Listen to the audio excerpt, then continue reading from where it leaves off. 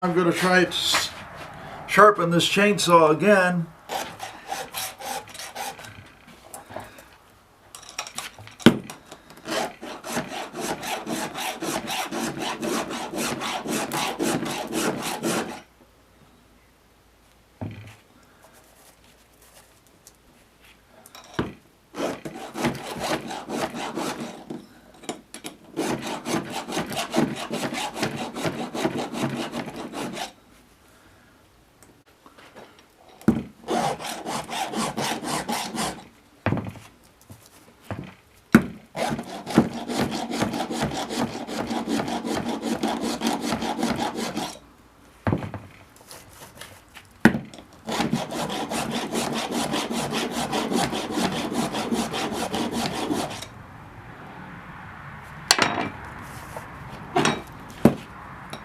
Now, one thing you don't want to do is take the file and go like this and then start sharpening it. It should be like this, but not like this, so severe that you hit this stop. I'm going to call this a stop right here. You don't want to hit that.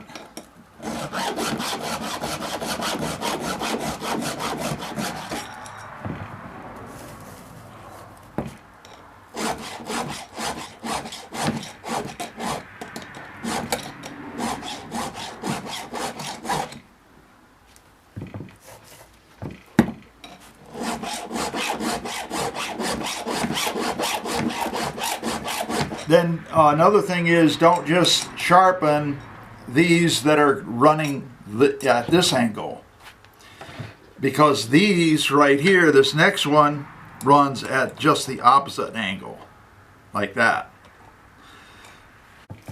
And this handle that I made works great. These I got them at Menards, and it's a home improvement store. And these are called Forester. This is the company that made them. I like the fact that they're Swiss made. I don't know if that makes them any better or not. This particular one is 3/16 right up here. And this saw is a 440 Husqvarna. Now there's 440E and 440. Both are the same. The E stands for easy adjustments. You can make chain adjustments really easy with the 440E. So I think these are okay.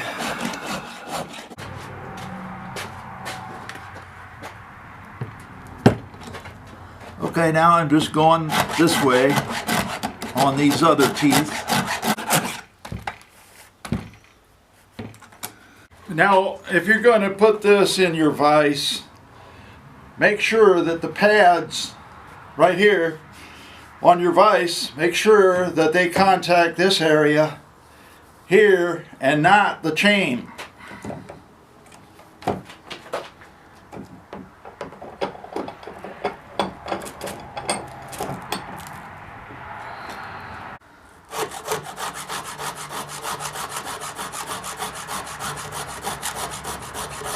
Now this one's got a little chip out of it, so I'm going to try to file this one a little bit more than the others. Try a little oil on it, see if that helps any.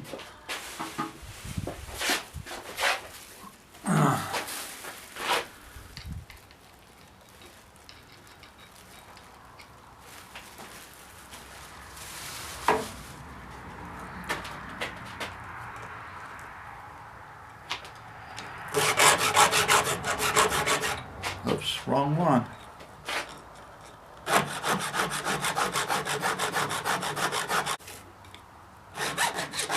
I don't know if that helps any, but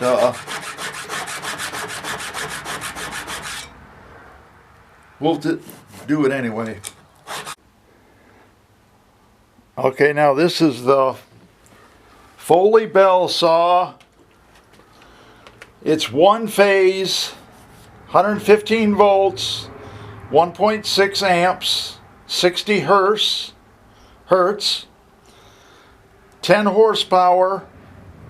That seems like an awful lot. Yeah, I can't tell whether it says 0.1 horsepower or 10. I think it's supposed to be 0.1. And 3,000 RPM. Foley Belsaw Company, Minneapolis, Minnesota.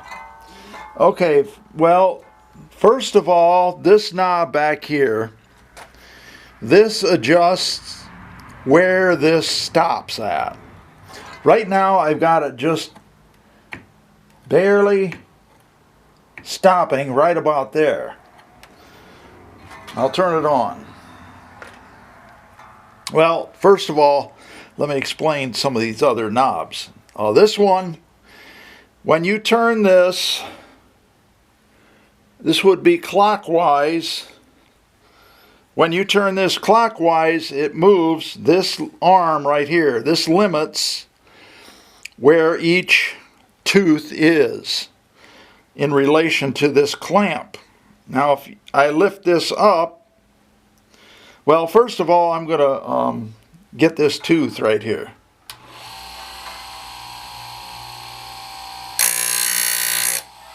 Yeah, I barely got it. So I'm going to turn this clockwise. This is the stop.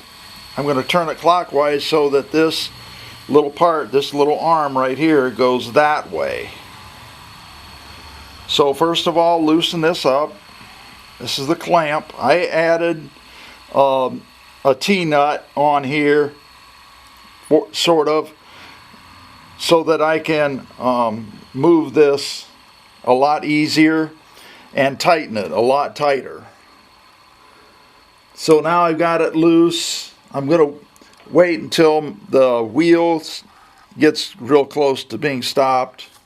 Right there it goes. Okay, now move this clockwise. Loosen this first. Just loosen it some. Don't loosen it like 10 turns or something. Just a little bit. Okay, now I just turned it a little bit, maybe about a quarter of a turn. Okay, now you got to hold this tooth down with your finger and then tighten it. All right, we'll try it again.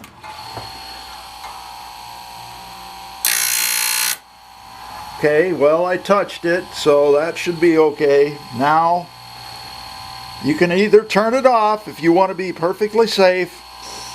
You can turn it off, wait till it stops, and then go on to the next tooth. But if you do it carefully, you won't have to worry about it. So now I'm going to go to the next tooth. I've got cut level 3 gloves on.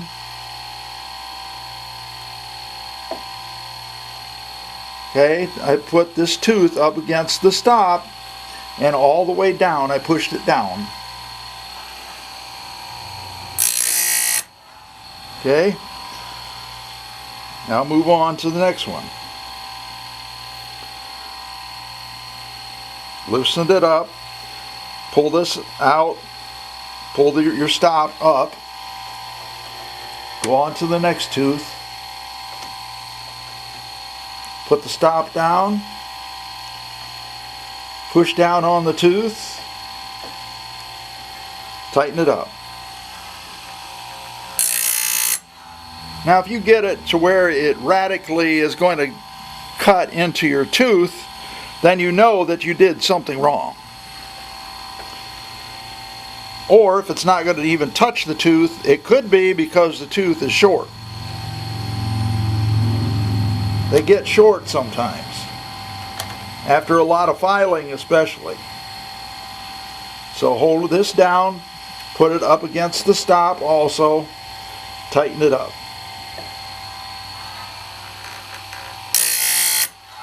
Okay.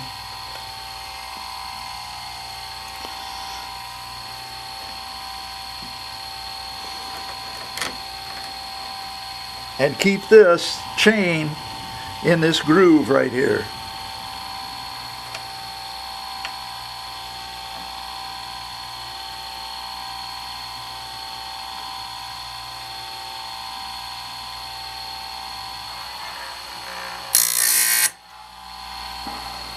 That was just right.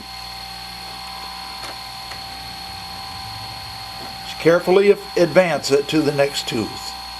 Okay, here's a close-up of this angle marker here. I'm putting my chainsaw on 30 degrees, and then when you want to change it to the other tooth to sharpen all the teeth in the other direction, then you turn this to 30 degrees and then tighten this back up at the bottom.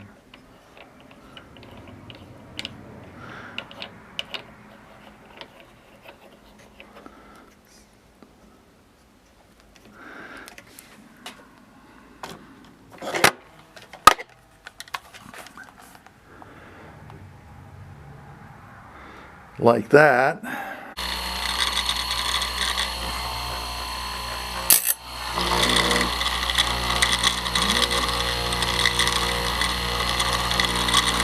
You got to keep playing with it.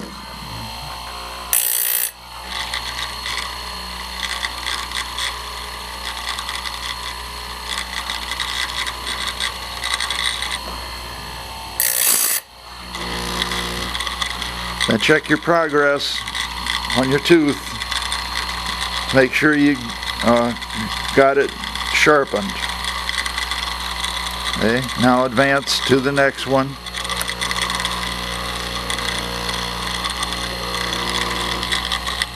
I got used to it, so I don't really need gloves.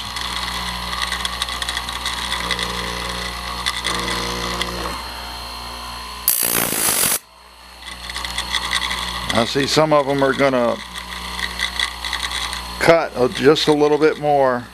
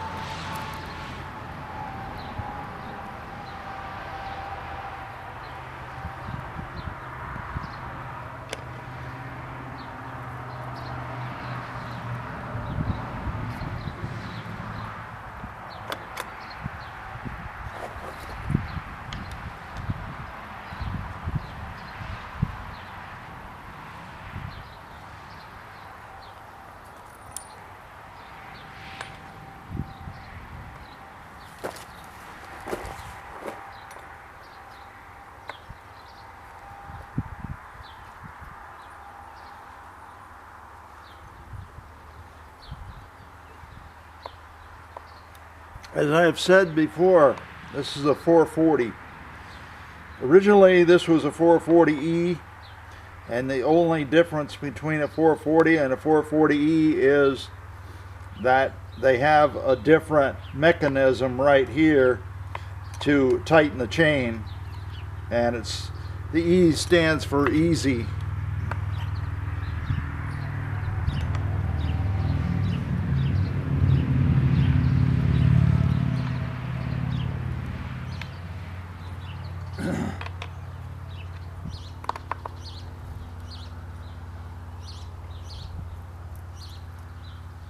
Check the tightness by this method. Should have only like a 1/4 inch play, a 1/4 inch between the bar and the chain. Another thing is, if you're thinking that if you turn this around, if you're thinking that, oh, he's got the name upside down, well, you're supposed to, because the oiler, if you run this bar with the name the same way all the time, the oiler will not oil properly, and you're going to have ridges right here at the edges of the bar, and the bar is not going to seat and is not going to act normally.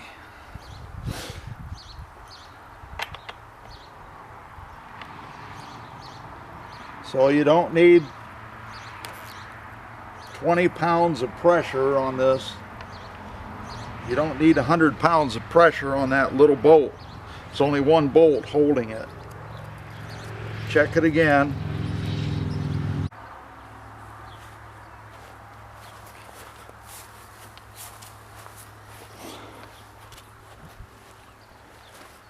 Now, if you're concerned that the oil is going to get all over the place and ruin the environment, then you're going to have to stay away from chainsaws, because they spew out oil as part of the process.